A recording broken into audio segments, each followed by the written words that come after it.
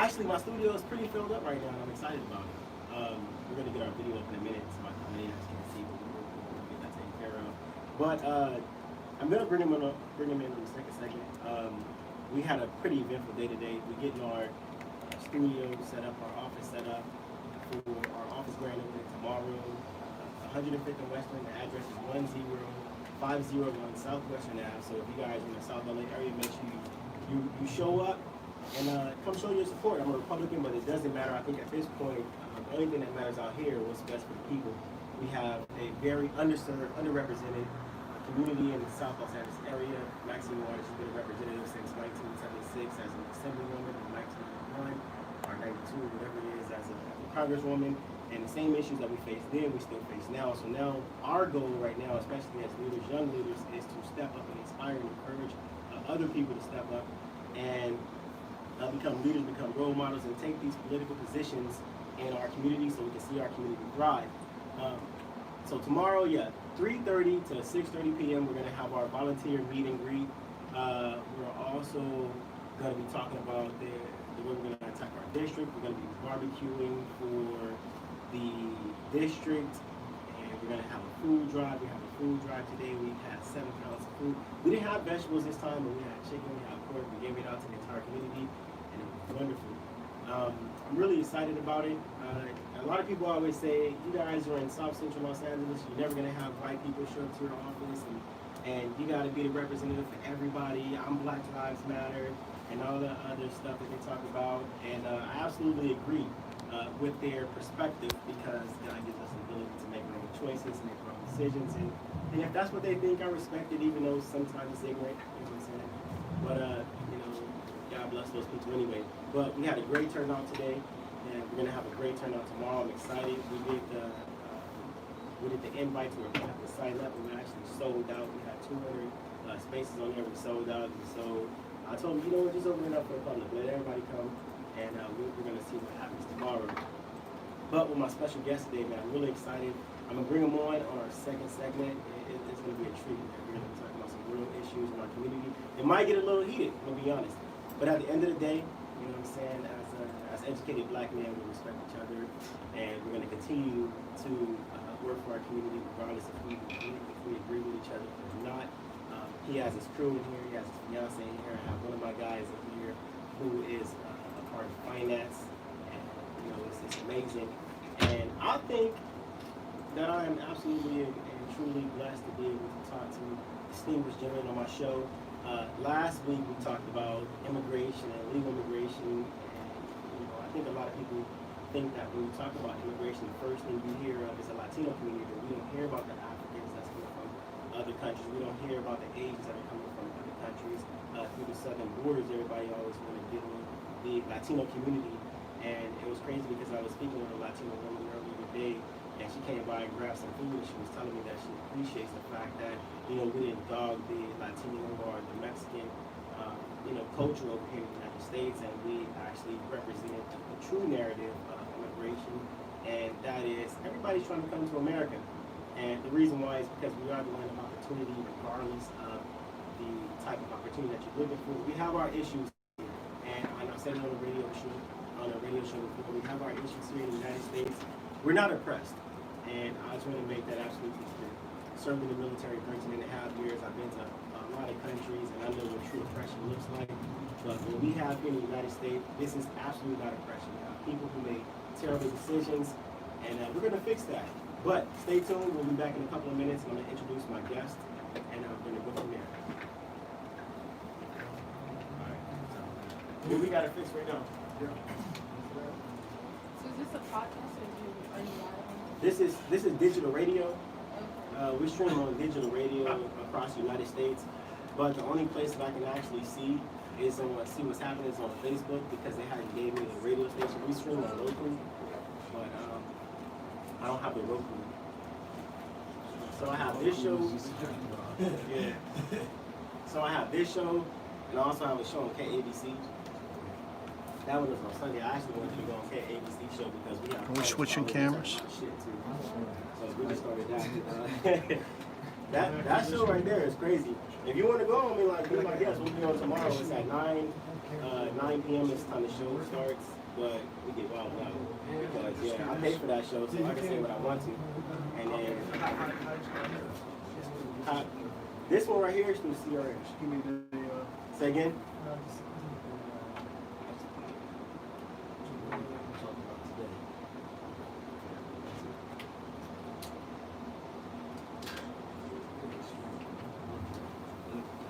Alright, guys, welcome back. Real Talk Radio. I want to introduce my guest. My first guest to my left, his name is Kerry. And Kerry, he's been a friend of mine ever since I got out of the military and moved back to LA. And he's in the financial and healthcare industry. And he's been hooking small businesses up with the PPP loans. I mean, like, I know we're struggling out here in South LA. And he's been a real staple, especially as a young black man in our community. And my guest to my right is Eli. And Eli has a few nonprofits that he's run. He's very influential in our community, and I want to take the opportunity to thank both of them for being on our show. But I'm going to let them talk to you about who they are. So let's start with Eli. Well, first off, my name is Eli Kenny. Play football, New York Giants. And, you know, I grew up in South Los Angeles, Western, Same Street, Western 55th, also about 53rd Street, Western Elementary School, Audubon. So I'm local. Then I transferred out to Norwalk just because, you know, the area and then, you know, with all the trouble that comes with it.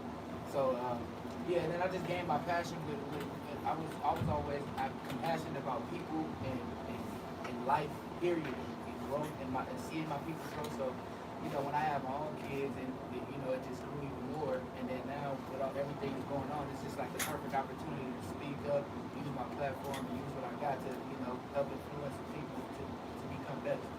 So what you doing in our community? Since I know you with the New York Giants, you big time now. That's what people say, you big time. And I know you got a lot of haters, and people talk a lot of trash. You know what I'm saying? And they say like, oh, well, you know, when you make it, you don't give back to the community. But here you are, back in South LA, back on Western, on one of the streets that you grew up on. You know what I'm saying? So what is some of the feedback that you get from people in the community, especially when they see you being? A lot of people say the same thing. You kind of get tired of people saying, wow, you coming back and you doing this and doing that. But like when I was young, like I went to schools where a lot of these athletes, a lot of these people that a lot of kids look up to, you know, that they didn't come back to the community. And I was one of the kids that was kind of like sensitive about that, like, because I was always into sports, like growing up. So I used to wonder why, like, dang, why doesn't he come back to the school? Why doesn't he come back and do this and do that? I played at Van Ness Park right down the street. A lot of legends played at Van Ness Park, bro. Like a lot of them.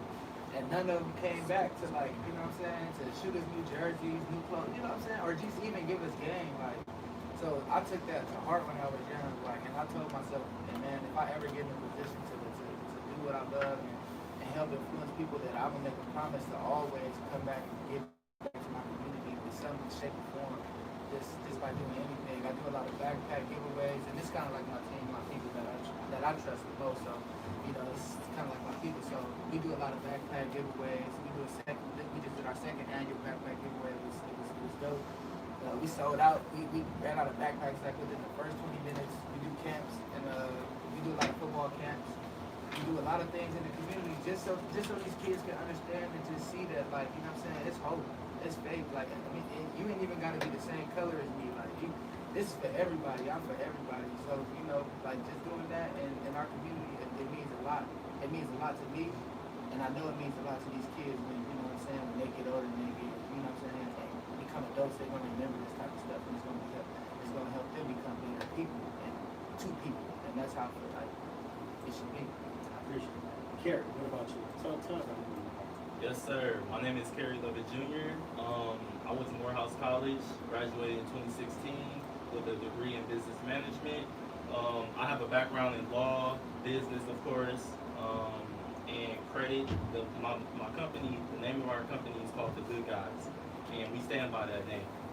And we specialize in credit repair, credit building, funding. We help small businesses get started, and then we also do contract writing. So these are things that, you know, a lot of people in our community, when I start talking, people start yawning. You know, so you know, it's one of those things where we really want to help the community, but people have to have the right mindset to really start to get to the right path and do what they need to do. I love what you said. You know, my brother, what's your name? Eli Penny.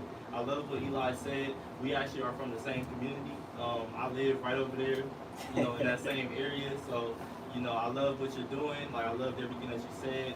And that's really why we started the company. One, to get financial literacy out there. I forgot to mention that. That's what we do as well, financial literacy. And then also just to get the information out. You know, once you know better, you can do better. And a lot of people are disenfranchised in our community and don't know the proper information, right? So that's really why we started the company. And right now we're going really, really hard with the funding. We're doing PPP loans. So a lot of people with small businesses, black-owned small businesses, are struggling right now. So I'm proud to say that we've raised over $3 million so far within the last month and a half. And we're going to keep going, keep counting. You know, the PPP deadline ends August 8th. So we're going to keep going until then. And yeah, that's pretty much what we do. I think that in our community, one of the biggest things that we face, especially when we talk about small business, because I've been on the news all week talking about small businesses and how 41% of the small businesses in our inner cities are being shut down because of coronavirus. Now, I would like to blame coronavirus, but I mean, like, let's be real. When it comes to black people or Latinos and our community and small businesses, one thing I think people get comfortable with is they open up a business, right? And they say, well, I have my own business and this, that, and the other. Well, the business has no opportunity to expand because the owner is actually working in the business. So from my perspective, these people are not creating businesses, they're creating themselves a job. And they pay themselves for the job that they create. I mean, because if we look at, I mean, like, let's look at Inglewood, right? Let's take Leimert Park for an example, and I'm going to use Leimert Park because I talk to the OGs of Leimert Park on a regular basis. Now they're talking about with gentrification, with things being rebuilt, and they want to, you know, you got developers when they come into the community and grow the community. They say that we would be priced out of our business. And, you know, when I look at these businesses, but then I compare it to things like, you know, Walmart or Costco, any major brand business, one thing that they don't have in common is I've never seen anybody who started a business working there. I mean, when the last time you seen Sam Watson or his kids working in their business? You know what I'm saying? But if you go to our mom and pop shops in the inner cities, everybody mom and pop is working in their business. So what that tells me is that financial literacy is definitely an issue in our inner cities when it comes, especially to opening up small businesses. So, when it comes to you, Mr. Penny, what do you think that, you know, something that we can do to be able to correct this issue? Just like you said, like basically fixing our first. Let's start off just fixing our mindset first, like the mind first. Like, you know what I'm saying? Because before you do anything, you know what I'm saying? Before you write anything out, everything starts with your mind. So let's fix our mind first. Yeah. I started a small business, a gym, and then my goal was just to be like, okay, I want to start a gym because I'm passionate about helping kids grow, seeing people grow, seeing transformation in people, and I started that gym to create a job opportunity for myself. And it's kind of like what you just said, like, you know what I'm saying, at the mom and pops, but the mom and pops really be working at the store, and they create those things to create jobs for themselves, and they kind of forget the bigger picture. Like, you don't see like Walt Disney family working at things. You don't see that. So, you know, I think what we have to start with, like, just work on fixing our mind at, like, before anything, before we, you know what I'm saying, start anything, because we do those things, and we're not taught. I got it. Well, we're gonna come back, and then I'm gonna deal with Carrie, and I want to hear Carrie's opinion. You hear it talking? Is that mic clear? Yo, what's up with the video? I can't see it. No, we gotta do that break right now. You can't connect while you on air. Okay, how much time is this break? 1 second. Let me get this real quick. That's crazy what you do. You said we was actually just talking about I'm sorry, I'm listening, Bro, bro. yeah, we no, were talking we about doing a camp. Like we host football camps every year. Okay. What's our time? I've been playing since I was 6. What we trying to do is like host something bigger, like as far as a weekend camp, but not just all the kids know is football when they come. Right. We trying to do something like what you talking about, It's so teaching funny. them more about It's the so funny business you part say of the that. basketball. So I already know what you're about to say, but it's so funny you say that because that's what I was about to say on here. We gotta get them while they're young. And that's what we want to do. So that's the part that you didn't say. I loved everything you said, but that's the part you didn't say. So it's like if we get them when they're young, I'm gonna say the rest on here. You know what I'm saying? So Omar didn't tell me much about your nonprofit. So you want to school me on it real quick? Like give me a quick rundown about it, because we definitely gonna go back into it. Okay, so basically, like, it's our nonprofit, just where it started. Just the idea of, You got your. I'm gonna try to get it right now. That way you can cut that out. just the idea of, like, of where it came from. Like, you know, we was always Okay, passionate now I'll about try to giving get that back. fixed. Like, our grandma took in the community, took in the whole hood. Like, everybody come to my house. Just put our old counter back. Everybody No, come we're to my good. house. Stay We around good? for Vernon and Fifth, bro. This is actually Right better. here, I'm yeah. running Is around it- here, bro. is it- okay, My alright, pops, perfect. you know, you from- We got Yeah. everybody and So yeah, exactly. So my grandma took in everybody, so that kind of just kind of like sparked it. Where? And then, like, I grew up right down the street. He from the neighborhood I too, think bro. I think everybody grandma do that. Yeah, everybody. So- Everybody grandma. So we're gonna have some controversy on the show. So he was telling me about like Black Lives Matter and all that stuff like that. This is So like I want to get like your Right. opinion on Black Lives Matter, because that's something that we're gonna talk about My parents. if you want to. But I'm not. So my thing Don't is like push it because he's asking though. he wanted to make it like debate style. You know what I'm saying? But I'm not a debate style type of person, especially when it comes to So give me your opinion on it real quick and see if that's something we can talk about. The Black Lives Matter movement, it's ran by people not of our color, Okay. which I don't agree. No offense, but I feel like it's important that everybody. You know he's black, right? Yeah, sure, I see you right here. We team You know talk. He did the Tupac investigation when he was murdered. Right. That's why you look familiar. I saw okay? you on whatchamacallit. Don't ask my boy for his autograph now. Chill. Nah. Chill. I see you on I'm gonna TV. say something real controversial. I'm gonna say basically like, why is it that it's synonymous with LGBTQ, whatever? Yeah, Let's get into it's synonymous with it. But Like, listen, how I'm gonna get it, Like, like me if too. you say something right, I'm a You Ten seconds. got 10 seconds. 10 seconds. Strap back up. Do it. We're gonna start off with you and your I'll opinion. let you know when the mic is hot. 6 leave minutes. me in. I'll let you know when you're hot. All right, guys, we're back. On my show, we always have great music coming back into our show. But Carrie, go ahead and talk to us about how you feel about financial literacy when it comes to black businesses. Well, first off, I love everything that Eli said. I think that it starts with the children. You got to get them when they're young, because when they're young, their brain is absorbing everything. Even when, you know, you got parents that don't think that their kids are paying attention, you know, they're absorbing everything. So we have to get them when they're young, because that's when they start to realize who they are as a person. Me personally, I knew who I was by the time I was 7 years old. My mom and my aunties and everybody could look at me and say, oh, you ain't gonna work for nobody, you gonna be an entrepreneur. And they already knew it, because I was big on diversification, I was big on, you know, balancing the checkbook. I knew how to do all that stuff at 7 years old. So, you know, really it's about honing in on the kids, because it's about the household. You know, of course, when your kids go to school and they're experiencing other environments, it's still about, okay, what's happening in the home? Because that's where you know, okay, my parents love me, they're not going to guide me in the wrong direction. So it really comes down to that. And unfortunately, in our community, that's where we struggle. You know what I'm saying? Our dads didn't have a dad, or their dad was in prison, or the dad is dead. So, you know, we don't have any example of what a dad should do or what a dad should look like. So now we're teaching our kids imaginary Santa Claus dad, you know, and we don't have anything to go off of. So now it starts with, okay, getting our mindset right, like Eli said, and then honing that mindset in on our children. So now they can grow up and have a mindset.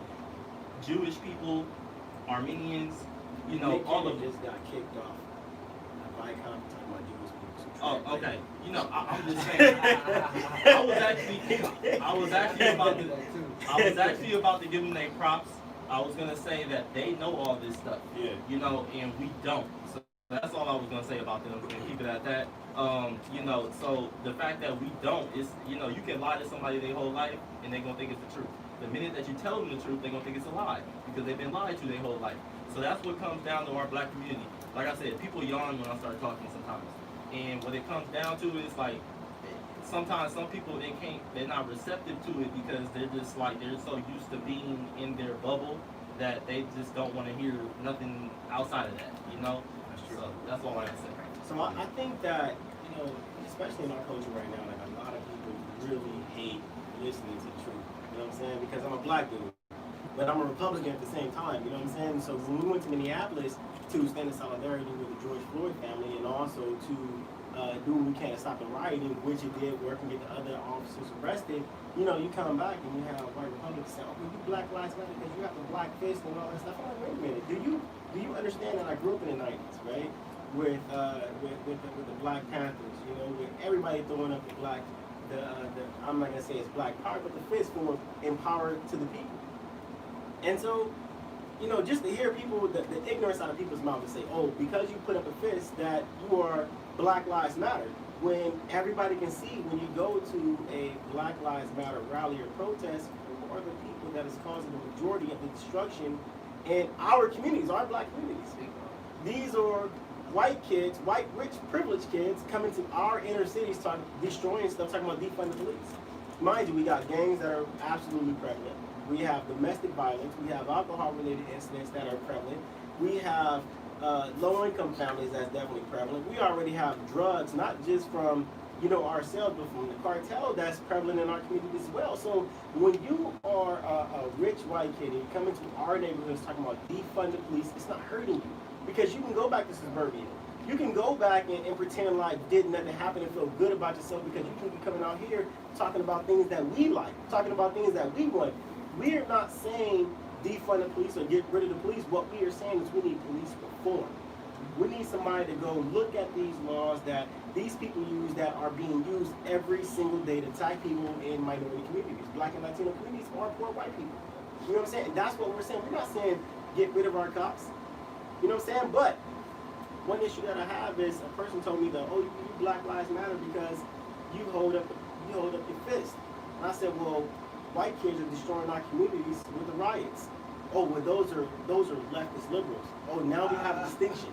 Now we have a distinction. So we have a distinction when it comes to your white kids who have Republican parents destroying our communities. And you can say that they're liberal children, but if I, as a black man, a black Republican, hold up my fist, then I'm all of a sudden Black Lives Matter. I've never been associated with Black Lives Matter. And one of the biggest reasons, I think the movement had a great intention, right? The movement had an absolute great intention, but they have no paperwork to back that intention up. When Dr. Martin Luther King marched, what did he do? Civil rights bill passed, right? When Black Lives Matter, they're marching, what type of bills do they have in place? Absolutely nothing. So it's like you're marching and you're wearing out the leather in your shoes, you're wasting your time coming down to City Hall, destroying people's communities when you don't even have a damn bill that you can pass in order to make some type of change happen. Nobody cares about you marching. What we care about is that paperwork. So what we're going to do is we're going to get into Black Lives Matter as soon as we get back, and we're going to get into some real controversial conversation. I love that. That was That was dope. Yeah, that was good. That was dope. That shit about to get real. I'm telling you, real. Yeah. Are you 4 minutes. 4 minutes. Bro, I really not, I ain't never recorded, bro. I just do a lot of following, and I just try to think, or, you know what I'm saying? I'm just trying to be a good person, bro, and teach other people to be good people. Another name of my company, so you remember. Good guy. You're a good guy. Oh, man, I remember You know what I'm saying? everything. So- Yeah, I used to tell Harry all the time, I'm like, bro, because he was with me whenever I first got into politics and we weren't making no money. We was like beating the pavement, knocking on doors, like getting signatures and stuff like that, trying to make shit happen when nobody was fucking with us, you know what I'm saying? He was there. And so I was like, Harry, but like, you can do this shit, like, you can start your company, you can do this, the other. And then, We gotta link up with you. Yeah. Bro, take my information. Like I said, that's what we was trying to do. So, That's what we was trying to Hey, do. bro. you can take my number and my I just found out What's you your don't number? care. I've been doing it for like 4 years already. Oh, yeah. You know, So 4 years everybody's you know gonna his pay name, it because I'm a junior. really? I'm named after my pops.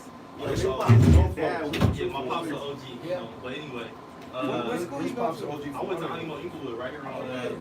yeah, Like Manchester. 40s or But from my 60s? pops from the neighborhood from From you know, 50s. 60s or whatever. My dad. So he knows. This is my cousin, so both our dads. You see how life is?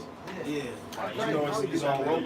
But just think about it. But just think Yeah. about it. I That's think like about you it was this, saying, we like, all the same. we ain't had that people. guidance. That's why my pops doing this all the time. Like, man, we had much I got like 5 cousins. If we make an effort as black men, that's what they're trying to do. They're trying to Jeez, though, bro. They don't pay me, man. They keep the lights on. When has it been popular for homosexual? I was in Arizona. Being homosexual, okay, somebody's getting locked up, they start having their own 20, 30 years, okay, whatever, okay, when you come out, nigga, you straight to the back there, what's up? On me. I played Eugene Deal. He played up on the park, but we used to train When did together. it become Me popular? and him used to train together. We was beasting, bro. Like, I used to play all over the country. You know, like, I was supposed to go, like, because he went to freshman, I was supposed to go to Syria. But then my mom, she never watched me play tackle. She didn't like So she that. ain't want to see I played running back, but I wanted to play DB at the next Are you level. gonna pop off the next segment and get on? Because it's the 30-minute mark. Oh, that's 30, like, meaning we're going to be on for 30 minutes? No, we just hit 30 minutes. We got another 30 minutes. You know, they said you have to roll. I mean, I ain't really have to roll. You feel me? No, I do what I want. But, no, I mean, you know, Are you, I got you want somebody to go to KABC tomorrow? Yo, that should be cracking though. Hey, KABC be cracking, bro. We got, like, right now, like after 2 weeks, we got the highest rated show on KABC. So we get down on that one. Wait, no, I'm This sorry. one I'm got sorry. DTHEGOOG. Yeah. Guys, GUYS. The number 4, Yeah. the letter U. So the good guys 4 choose the whole thing. You recording, right? Yeah. Okay, so we still got. you got what I'm saying? They gonna be It's like, Colin Kaepernick on the app. and then they Yup. start to I'm about to get you right now. Yes, Wow. sir. How do y'all feel Yeah, and make sure everybody, about make sure you follow me, okay? I'm gonna let them know. Yeah, We're not I doing it. don't want to throw you I'm in not there. fucking with it, You no. know, follow me. And the No, reason this why is is- because I this- see they got this the the 100 first days lady like, right all now. the This shit is that's what go through. That's his area. Shoot, that means if you follow me, she follow me too then. 100 days, 100 No, we was talking about the whole thing. Yeah, I'm down, bro. Like, I'm what we were trying to do is for next year Like I camp, said, instead of hosting it like to me, it's football about camp, we were talking about going like somewhere and teaching kids the fundamentals of not just sports, but managing your money. I'm gonna bring $1 you million on. contracts. I got, Go hey, broke. I got stuff to change y'all life. You know what I'm saying? Hey, Michael, make sure you get the information to For KABC. sure. Okay. We normally get the You see KABC. my car outside, that white Maserati? What's time? 10 seconds. 5 seconds. I'll still be, I'll let you know when you're out. Hold on. Good. All right, you guys, go ahead and cut the news. Let's get right into it. Black Lives Matter. Tell me, what do you think about that? I want to know how you feel. Mind you, you are a pro NFL player, right? Very influential. New York Giants, killing it right now. So just basically how I feel about Black Lives Matter. So this is Real Talk Radio. So, you know, like you said, when Martin Luther King did his thing, it was changed. You know what I'm saying? Like to me, the whole movement is kind of like it's funny to me because a lot of this protesting, a lot of this rioting, it's messing up where we stay at. It's messing up where we lay our heads at. And it's like, you know what I'm saying? We just like this. We out there chanting, I want this done, I want this done, but that ain't gonna create change, bro. Like if you look at history don't do nothing but repeat itself. For sure. For sure. Repeat itself for sure. And we did this before. Yeah. And ain't much change. I mean, with a couple things that changed, ain't much change. We still fighting what we fighting today. So, how people talking about defund the police, abolish the system. I'm not gonna lie, when I wasn't as educated as I needed to be, as I wanted to be, I was all for that. But then I had to sit back and think like where I come from. There's certain people that belong in jail. I'm sorry, that belong in jail. So, you know what I'm saying? Like, I think what people really mean to say is that let's reimagine the system. Let's reinvent the system. Let's have these police officers stay in the community that they're policing. So there's no disconnect between the people and the police. But I'm gonna have to disagree with you. Okay, go ahead. And the reason why is because, you know, we work with the police department a lot on my campaign. And one of the biggest issues that we find is that these cops are not from South Carolina. These cops are from Arizona, with terrible tempers. You know, these cops are from Northern California. These cops are from Colorado. They don't know the social construct of South Central Los Angeles. They think everybody is a gang member, right? And it's like these people not gang members. They following the culture. They following the people. They following the hip hop artists, and they following the athletes. They following the influential members in their communities, and they want to be like these people. So they imitate everything that these people see. So that's why I agree with you. I don't think that, you know what I'm saying, like our cops need to remain in our communities. What I think is they need to put cops from our communities in our communities. They can't do that. They need to train these people on the logistics of our community, the social construct of our community. That's what he was saying. That's what I was saying. I don't know how I said it. I just be No, talking. I understood. Because you sound like Jamie Foxx. Hey, so I'm talking and stuff like you know, sexy on the microphone. Hey, that's what they call me on the field. I'm big Really? smooth. I Okay. Okay. Yeah. But nah, that's what I'm saying though. Like, put the people that's like my boy right here. He in this little academy stage. I want to see him police his community. Yeah. So it's a connect between him and his community. You in the police academy? I'm on my way. Hey, congratulations, man. That's good. So we need more people like him, Yeah. moral people like him. So like if you see Lil JJ at the gas station at 2:15, and you know he's supposed to be at 6 period, like this good brother right here, he gonna be like, hey, I know your mama because I live in the same community as her. So I don't need my weapon. I don't need my gun or anything. Like I can talk to you because I know your family. I know your mama. So hey, what you doing out here? Come on, man, get in the car. I'm about to take you back to school.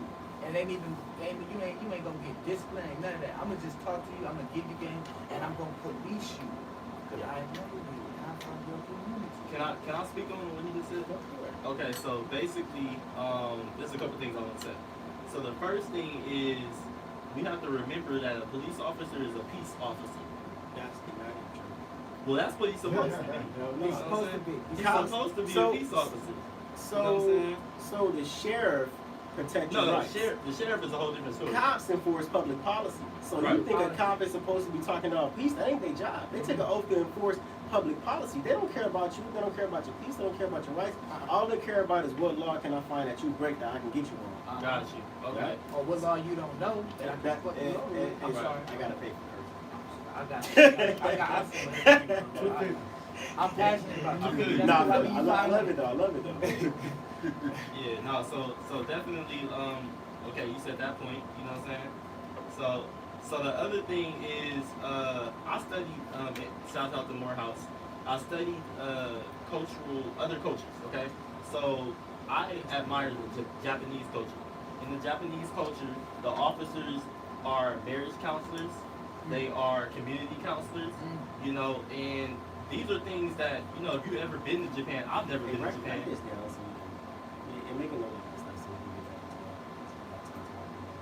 Definitely. Keep talking. Definitely study Japanese culture. If you go to Japan, I've never been to Japan, but I heard that Tokyo makes New York City look like a town. You know what I'm saying? It's super big. But for it to be super big, it's also super clean. If you've ever been to New York City, it's super dirty. It's the opposite. So their culture shuns on, you know, if you do something wrong, you have now put a shame to the whole community, not just your family, but the whole community that lives around you. And everybody is in tune and on key with that. You know what I'm saying? So that's the problem. You know what I'm saying? As Americans, we do what we want. Why don't our community have a lot of shame? Because we live in the land of the free, and That's we a lie. think That's that. a No, I'm just saying. I'm not saying it's the truth, but I'm just saying that's the conception. The perception. No. We ain't comes got down no to that shame because, respect. I mean, like, look at the person who grew Comes up down to with respect. one parent in the household. Look at the perspective of people who grew up with two parents in the household. Now look at the perspective of the person who live on welfare and the kids on welfare. You know what I'm saying? So when you talk about shame, the person who grew up on welfare, they don't care about nothing what you're talking about. As long as you get that welfare check, that EBT, that SNAP benefits, they don't care about shame. Now you have the person who grew up with one parent in the household, they're struggling trying to, you know what I'm saying, make ends meet for their kid. Their child is struggling trying to do something good, so they always feel like they got something to prove. Then you got the kid who grew up with two parents in the household, smooth sailing. So let's talk about that. Well, I slightly disagree because I know people that have two parents in the household that struggle. And they You know still what I'm ain't saying? I know people that have one parent in the household like me who thrive. You know what I'm saying? Both me and my sister both graduated from college, single parent household. So it's really just mutually exclusive. I think that's a general statement. You know, in general we can say that, but there are some outliers. But it goes back to the community. Now, back in the day, we could, you know, if you did something, sister down the street didn't call your mama before you even got home. You know what I'm saying? And you was getting a butt whooping from the sister down the street and from your mama. Hey, really quick. Eli Manning, Eli Manning. then Eli Penny. Yeah. How do you feel about that? So when people say Eli, if y'all probably people say Eli, do they talk to you or they talk to him? Man, we both used to look. People, coach be like Eli. We both be like turn around. It was crazy when I first got there, 2018. We had a corner named Eli Apple, so it was really bad. All right, so we got 3. We're gonna get back into that because I want to finish this conversation. You guys had seriously like 3 Eli's? We had 3 Eli's. 2 minutes. They called 2 minutes. All right. They used to call me when I got there. They called me E3. I was Really? the third Eli there, so yeah, that shit was crazy. How long was the other dude? How long was the quarterback at the? He was there. He got drafted. We got drafted the same year, but he was there before. The other one was Eli Apple, right? Eli Apple. Eli Apple. Manning, and So what are you gonna do with Eli Manning because he's not that good? he retired. He did? Yeah, he retired. He got up out of there. His arm. He said, "Good." Yeah, rotator cuff. Let me ask you, because you was in practice with him every day. Is he trash? Nah, he's good. I think they did think have about it, but he they- trash, The bro. thing, No. is, bro, like if you in NFL, you ain't trash. That's true. No, I'm talking about NFL trash. I ain't talking about trash. That's so true. But No, but 100. peep this though, Like, but 100. peep this though. I'm gonna just keep it all the way 100 by myself. I'm not the most athletic. I'm not the strongest. You're But I'm the smartest. But and I'm neither the was most- Emmitt Smith though. Exactly. Neither was Emmitt Emmitt Smith, Smith. yeah. Emmitt Smith was never fast before Man. 4.8 yards to carry. Exactly. But you Because he gotta be followed that motivated. big dude in the line. Big moves. You gotta, man. I got my IQ is That's top what notch, it comes down to. That's what and it then is. my consistency, bro. Right.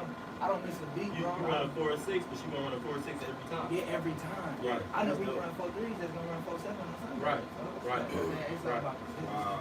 And me, what made Eli like he had the best Sunday, game. he gonna run But he was smart, huh? He said he gonna run a 4.6 That's why I every think he Sunday. trash Yeah. though. NFL trash.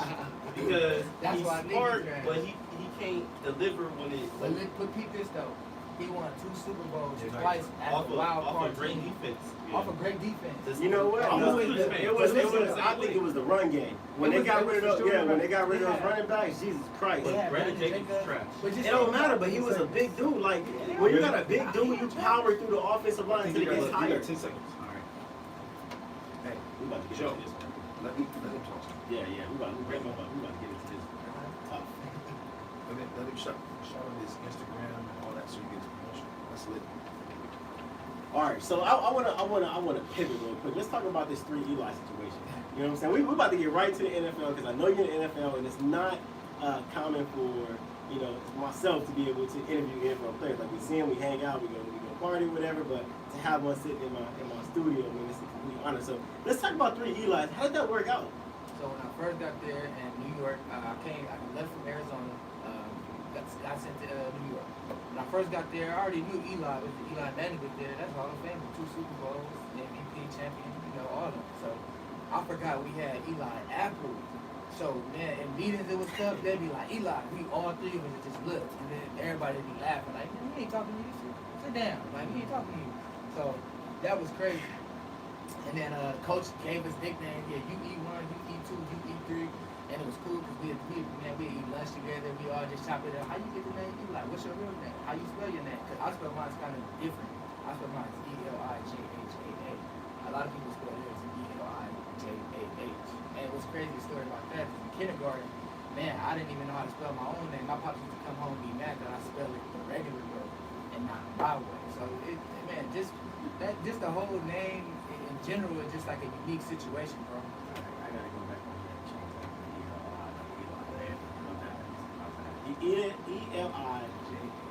Eli-Jha. Okay, now I want to touch upon that. You're a running back, right? So I played. I didn't play running back. I played defensive end. You know, but this was semi-pro. This wasn't even real for I played. Listen, let me tell you something. A lot of people used to say that, but I'm 5'6". I was 190 pounds. I'm not 190. I'm 178 now. I was 190 pounds. I was like a freaking tank. Okay. The reason why I played defensive end, and this was semi-pro. It's not NFL, right? I never went to the NFL because I went to the Navy, but I think I was too small. I was 145 coming out of high school. I didn't put weight on until I actually got in the Navy. But I played defensive end. The reason why they said, like, yo, play defensive end, just run around and do it fast as you can and hit the quarterback. So that was my thing. So, but for you being a running back, right? You got you, and then looking at the history, and I know we were talking about this not too long. Look at the history of the Giants. I think the biggest issue was they got rid of all the good running backs, right? But now we have you. You know what I'm saying? You were a really good running back. You know what I'm saying? So what would it take as a running back slash fullback to get you guys the potential that you can beat and win another Super Bowl? Like you said, like to me, 2007, 2011, and then back in '87, and then 80. We went back 91. So yeah, I'm real good at numbers. But those years, those teams, they were built on toughness and team and togetherness.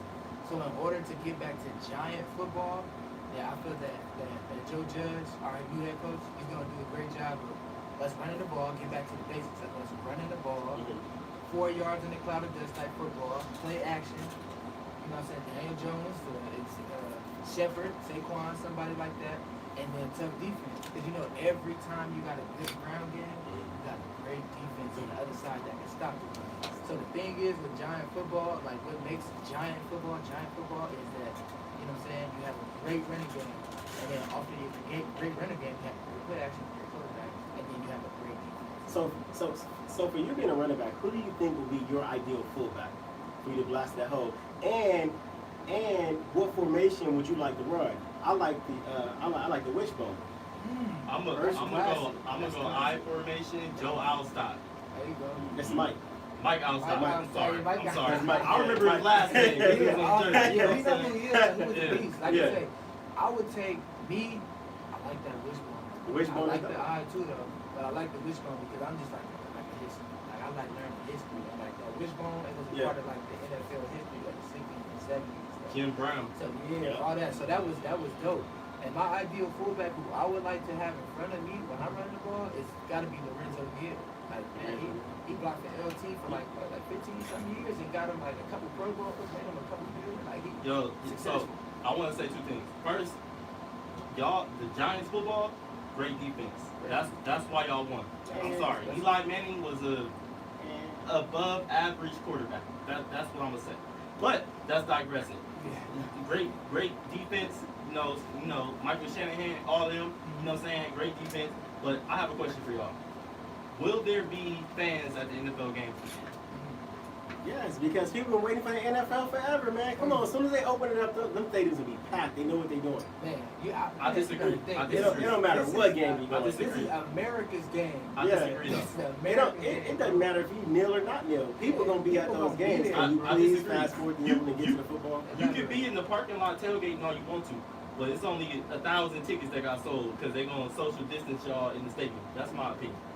Hey, my whole crew getting tickets. Maybe not to the Giants because I'm a Rams fan. My whole team I getting got y'all tickets. tickets. But I'm gonna have to take Mike Allstock. The reason why is because I saw when Mike Allstock blasted through that middle and hit Vinny Testaverde and made him start bleeding. I was like, oh my gosh. Mike Alstott was a beast. Yo, Bro. he was with it. It's not too and many Jerome fullbacks Bettis. I could think of. So I would take you. Jerome Bettis, yes. And the wishbone, I would take you, Jerome Bettis, and Mike I Allstock. swear to God. Power team. Power team. We averaging 200 on the ground. Hey, let me ask you this though. I gotta be the devil's advocate. You know who that boy is over there in New York right now in the running back room. Oh man. You know what I'm saying? Saquon Barkley is a beast. So I have to say that. With that being said, Saquon is playing at the Giants, and the Giants still ain't doing nothing. It goes back to defense in my opinion. You know what I'm saying? If Saquon Like, not doing that, it's not the defense. It has to be the offensive line. Football is a team sport. I don't care how good Christian McCaffrey put up numbers last year, but you know what I'm saying? Like, the Panthers. Look, Saquon is an animal. He is very different. Yes. He's the best running back. I was so surprised when he was 91 overall rating Madden. Because it's a video game. Like, he's the most video game like running back. Right. He should be That's a 99. creative player. Yeah, he should be 99. Yeah. But at the same time, like you said, football's a team game. Yeah. If the team ain't performing well, we're not performing well. And that's what I love about what you said. Like, the championship New York Giants teams were. Hold on. We're about to go to a break. I'm gonna come back and we'll get back into it. I got a real question. Yes, sir. No, I was gonna say like the championship Giants teams. Well, you talk about like camaraderie, football period. Like you gotta have that camaraderie, you gotta have that togetherness to build that special championship. You know what I'm saying? You do. So, like, I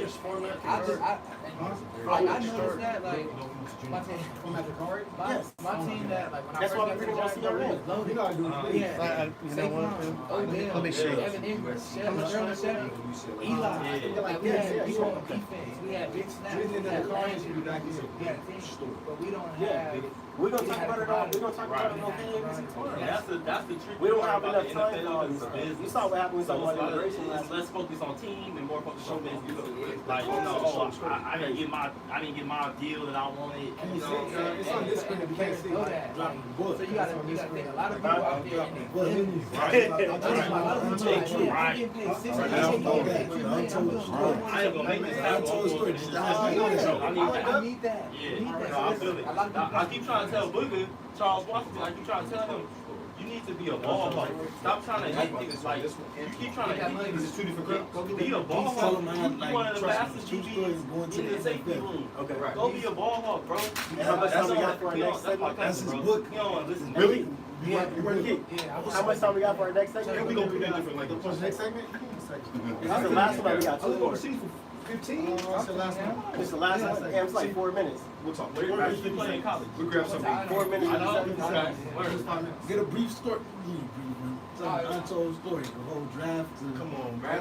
Hey, old hood. This is what I'm gotta gonna do. This one because I want you on the ABC show tomorrow also. You know what I'm saying? Michael's gonna get you the information, but we're gonna talk a little bit more about football. I'm gonna hint to the untold story, and then we're gonna follow it up on KABC tomorrow. Okay. So that makes our followers here go to KABC. Yeah. Can you hear me good? How many you got? Keith, that untold story. But it's got 2 screens though. So press display. Is the story of a man going through the democratic thought process with achieve. Not even that inner city. Yeah, okay, that's what I'm like, This is exactly, he's exactly the person. and we all had that story. I'm from South Central. I grew up in 104th Press and display Normandy. again. You know, house shot me drive by. We got some stuff on press display. There we go. $3.4 million this cycle. He from South Central. He played in a European league for NBA. That's right. My homegirl said he wasn't that good because his crossover was slow. Said his crossover was slow, but his fadeaway was a killer. Crossover was slow. 15 seconds. Alright, get right here. That gun is good. He's getting quick, like point. Really? No, we gonna do all this. Shot. I got Play power forward, bro. Don't listen to play power forward, bro. It look like you played 2 or 3. You look like a 3, to be honest with you. Play the fluff. On the Steve squad. I want to hoop with you. I'm Really? a professional ball You player. gotta buy him in. You know, buy him in. Even now. All right, you guys. First off, I want to give a shout out to Teeny Beats because they make all the music that we play on our show. It's really smooth. It's like a little upbeat jazz, modern day jazz type thing. But I want to ask you one question, and then we're gonna get into this thing that everybody calls untold story. 'Cause I want to hear about it. So, Cam Newton going to New England. How do you feel about that? Cam is my dude. Man, truthfully, how I feel about it, man. Him and Belichick can make. Well, they can win so many championships together. Ain't nobody trying to play New England in the playoffs. Nobody. Sorry. Nobody. I don't know because you saw. People forget New England had the #1 defense last year. But Yes. listen, Yes. you saw when Cam played against the Broncos and he was too tall to He was bend over hurt. to He pick the was ball up. injured. He was Yes, injured. I understand. I but- understand that, but can we not forget that Cam? Right. Thank you. Can we not forget that Cam was the MVP and he's with Bill Belichick? Yes. We got to look at this stuff. Please listen to my statement. Bill Tom Belichick, Brady. one of the GOATs. Tom Brady, for sure. Tom Brady is the GOAT quarterback. Yeah. For sure, he is. But hear me out when I say this. It might sound crazy to y'all. I don't know. Cam is the better talent Better talent. than Tom Brady. For Overall. sure. 100. Overall. 100. Overall Tom talent. Brady couldn't run. He could He not could, run. he could run, but you know, to an extent. yeah. He cannot run. Look, New England ain't have no receivers last year. Cam Newton is about to transform their whole offense. Man, They about to he run. about to extend plays. They about to. He You about think? to move out the You pocket. think Lamar Jackson was doing something Lamar Jackson with Cam Newton and Bill Belichick together? That's Come on, dangerous. man. That's I dangerous. think the thing about Lamar Jackson is because he's so young, he think he invisible. I'm gonna tell you, like, That's why when they you get lost in the older, playoffs. your body catches up with your Yeah, age. true. You know what I'm For saying? sure. You can't move the same. You be For sure. sore a little longer. For sure, but guys like him, though, like specimens and different types of like freakish athletes, like they last long. Look at Yeah. AP. AP Yeah. like 35. So what about the quarterback from Kansas City? I love that dude. Man, he's a magician. He's a young guy. He's very talented. Like a lot of young guys can say. If I was So I building the think he team, has a long way to go. if I was building the team, Pat Mahomes number 1 pick. But you have a story too, the untold story. Give us a brief rundown because I'm gonna bring you on my ABC 790 show tomorrow at 9 p.m. Everybody can hear. We're gonna get right into your story, your untold story, how you came from South Central. You know, give everybody a rundown of what they should expect. Okay, so this story is just about a kid that grew up in South Central Los Angeles. So I grew up in South Central Los Angeles. Boom. I played sports my whole life, baseball, basketball, not necessarily football at this time. But we did play sideline pop. I know y'all familiar with sideline pop on the street. Oh, for sure. On That Fifth was Avenue, yeah. for sure. And the streets was little, so it made us Right, play. right. So he always by car. So we played that growing up. I've never played padded football in my life until my sophomore year in high school. So then I get to high school. We moved to Norwalk at the end of the 105. My pops was not playing. We was getting out of LA. We moved to the end of the 105 in Norwalk. So I get to Norwalk, boom. I start playing football. I scored my first touchdown, 65 yards. Boom. Cool. Okay, this is cool. My older brother balling, I balling. This is solid. I love it. So then I start getting scholarships. I'm like, I guess I'm good. Like UCLA coming, UW, USC, all these schools is coming. But mind you, at the time prior to this, like I don't want to be a football player. I'm just playing it because it was fun and the homies were 1 minute. So I'm doing that, and teams coming out offering. And then I'm like, dang. Where'd you go to college? I went to University of Idaho. I went to Cerritos first. Cerritos. I went to- JUCO. I went JUCO. I went to College Then of South Idaho. Visalia. I went to Cerritos. I went to Orange Coast College. I went to Compton. Was that because of grades or? Because of grades. I Okay. didn't qualify because Okay. I didn't want to play football. Gotcha. So 40 seconds. I did all that, and then I went to Idaho and got to be. Yo, real, don't ruin the story. Okay. Tell everybody where they can find you on social This is a media. dope story. I'm gonna write a book about it. I'm gonna make a children's book. Like I'm gonna make it. Tell them where they can find you on social media real quick. Find me at the authentic Kenny _35 and then Twitter Elijah P. I'm on Twitter. I'm engaged with people. I talk with people. I have conversations. All right, you guys. Thank you for tuning in. We're going to have him on tomorrow at 790 KABC, 9 p.m. We're going to get into the untold story. He gave you his social media. Make sure you follow him. I appreciate both of you guys coming on the show. This is Joe Collins, Congressional Candidate, California's 43rd District. Peace. Yes, sir. You got to come on and tell the untold story. I get You got to tell It's it. really, Yeah, you got to tell it. Like, people don't want to hear that. The It's KBC crazy. show Like, is